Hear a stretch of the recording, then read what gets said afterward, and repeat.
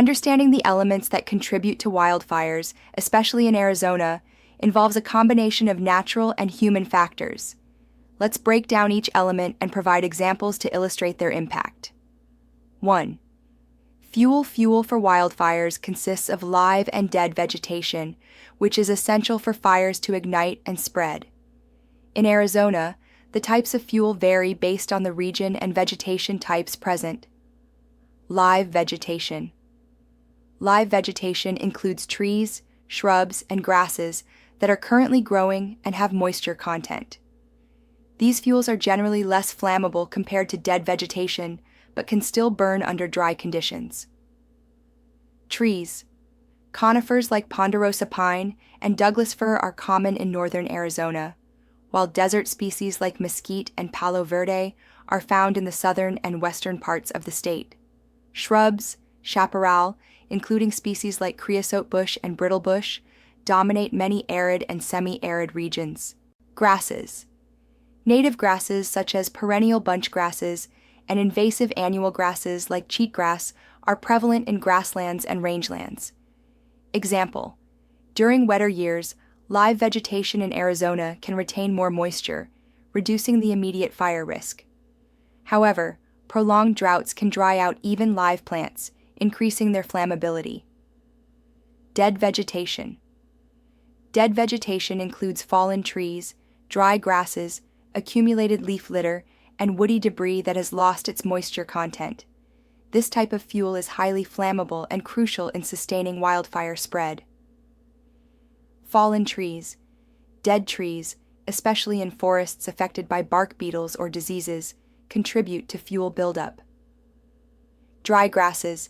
Annual grasses like cheatgrass and invasive species such as bufflegrass dry out quickly and ignite easily. Leaf litter. Fallen leaves, needles, and small twigs accumulate on the ground, creating a layer of fine fuels. Example: in Arizona, areas with dense chaparral or pine forests can experience intense wildfires driven by dry, resinous vegetation during dry seasons. For example, the Wallow Fire in 2011 burned through large tracts of forested areas fueled by dead and dry vegetation. Wildfire behavior and fuel. Understanding. The types and conditions of fuel is critical in predicting wildfire behavior. Rate of spread. Dead fuels, especially fine fuels like grasses and needles, can ignite quickly and spread fire rapidly. Intensity. Larger fuels, such as downed trees or dense shrubs, can sustain hotter fires, leading to more intense burns. Duration. The amount and arrangement of fuels determine how long a fire can burn and how difficult it is to extinguish. Fuel types, including live and dead vegetation, play a crucial role in wildfire occurrence and behavior in Arizona. Managing fuel loads through proactive measures like prescribed burning and vegetation management is key to reducing wildfire risk and protecting communities and natural resources. 2. Weather-dry conditions. Dry weather, characterized by low humidity and minimal precipitation, reduces moisture levels in vegetation, making it more susceptible to ignition and rapid fire spread. Effect on vegetation. Lack of moisture in plants and organic matter increases their flammability. Fire behavior. Fires ignite more easily and burn more intensely in dry conditions. Examples: extended drought periods in Arizona can desiccate vegetation, creating fuel that can quickly ignite and sustain fires, even from small ignition sources like lightning strikes or human activities. Hot temperatures. High temperatures accelerate evaporation and desiccation of vegetation, intensifying fire risk. Effect on fuels. Heat dries out live vegetation and dead fuels, reducing their ignition point. Fire intensity. Higher temperatures can lead to more intense fires that are difficult to control. Examples: during Arizona's summer months, especially in lower elevations and desert regions, temperatures often exceed 100 degrees Celsius, 38 degrees Celsius, creating conditions where fires can spread rapidly. Windy conditions. Strong winds can quickly spread wildfires by carrying embers and increasing the supply of oxygen to the fire. Effect on fire spread. Wind-driven fires can travel long distances and change direction rapidly. Fire behavior. Winds can push flames through vegetation and across terrain features. Examples: in Arizona, wind patterns like the Santa Ana winds in the southern part of the state, or strong monsoonal outflows, can exacerbate fire behavior, making containment efforts challenging. Examples of weather-related wildfire events in Arizona. Monsoon lightning. During Arizona's monsoon season, typically July to September, thunderstorms can bring lightning without significant rainfall. Dry thunderstorms coupled with gusty winds can ignite fires in remote areas where lightning strikes occur. Example: the Habanero Fire in 2020 was ignited by lightning during a monsoonal thunderstorm in a remote area of the Tonto National Forest, rapidly spreading due to dry conditions and windy weather. Santa Ana winds. In southern Arizona, Santa Ana winds from the east-northeast can create conditions ripe for fire spread, particularly in the fall and winter months when vegetation may have dried out from preceding dry periods. Weather conditions, including dryness, high temperatures, and strong winds, significantly influence wildfire behavior in Arizona. Monitoring and responding to these conditions effectively are key to mitigating wildfire risks and protecting lives, property, and natural resources. 3. Topography. Slopes. Slopes influence wildfire behavior in several critical ways. Accelerated fire spread. Fires burn more rapidly uphill due to the preheating of fuels and increased wind speeds. Intensity. Uphill fires often burn hotter and more intensely, driven by the alignment of heat, wind, and vegetation. Example: in Arizona's mountainous regions, such as the Mogollon Rim or the White Mountains, steep slopes covered with flammable coniferous forests can facilitate rapid uphill fire spread during dry, windy conditions. Aspect refers to the direction a slope faces, north, south, east, or west, and affects sun exposure and moisture levels in vegetation. Sun exposure. South-facing slopes receive more direct sunlight and can dry out faster, making vegetation more susceptible to ignition. Moisture levels. North-facing slopes receive less sunlight and may retain moisture longer, influencing the flammability of vegetation.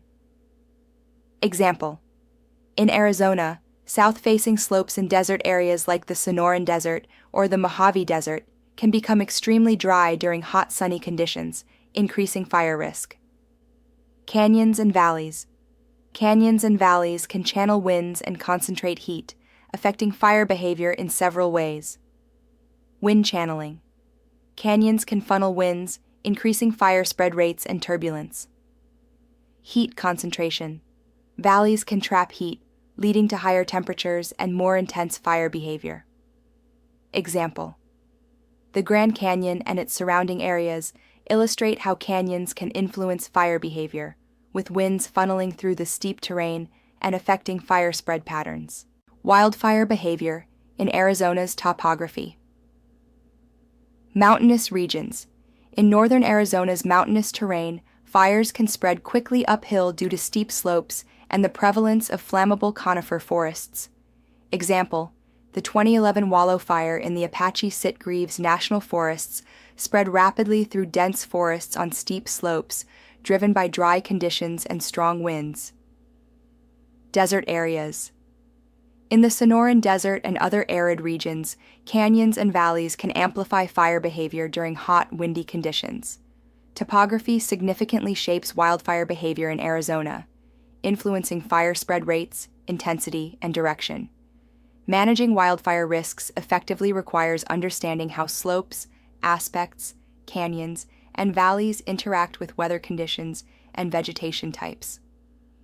By integrating this knowledge into fire management and prevention efforts, communities can better protect themselves and their landscapes from the impacts of wildfires. The human element significantly influences wildfire occurrence and behavior, impacting both the frequency and intensity of fires. Here's a detailed exploration of how human activities contribute to wildfires. Human element in wildfires. 1. Building and development. Urbanization and expansion into wildland areas increase the risk of human-caused wildfires through various activities. Power lines. Overhead power lines can cause sparks during high winds or equipment failure, igniting nearby dry vegetation. Equipment use. Machinery such as chainsaws, lawnmowers, or vehicles operating in dry grass or brush can create sparks. Discarded debris. Improper disposal of cigarettes, fireworks, or burning debris can easily ignite surrounding vegetation. Example: in Arizona, rapid urban growth around Phoenix and Tucson has expanded into previously wild areas, increasing the potential for human-caused fires. Sparks from construction equipment or discarded cigarettes can ignite nearby dry grasslands, leading to wildfires that threaten urban interfaces. 2. Landscaping practices. Landscaping choices around homes and communities can either mitigate or exacerbate wildfire risks. Vegetation management. Properly maintained landscapes with well-spaced, fire-resistant plants reduce the risk of fire spread. Fuel management zones.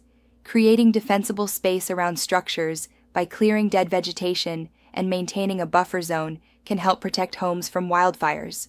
Fire-resistant materials. Using non-combustible materials for roofing, siding, and decks can reduce the vulnerability of buildings to ember attacks. Example: in areas like Flagstaff or Prescott, where homes are nestled in forested landscapes, improper vegetation management near homes can provide pathways for fire to spread. Overgrown shrubs and trees close to structures can act as fuel during a wildfire, increasing the risk of property loss. 3. Fire suppression practices. Historical fire suppression policies can influence wildfire behavior over time. Fuel accumulation. Preventing natural fires from burning can lead to an accumulation of flammable debris and overgrown vegetation. Fire intensity. When fires do occur, the accumulated fuel can result in more intense, difficult-to-control wildfires. Ecological impact. Suppression of natural fire regimes can disrupt ecosystems that depend on periodic fires for renewal. Example: in the Apache Sitgreaves National Forests, fire suppression policies have historically aimed to protect human life and property. However, this has led to the accumulation of dense undergrowth and deadwood, contributing to larger and more severe wildfires when they do occur. By addressing the human elements contributing to wildfires through proactive measures and community involvement, it's possible to reduce the frequency and impact of wildfires in Arizona and other fire-prone regions.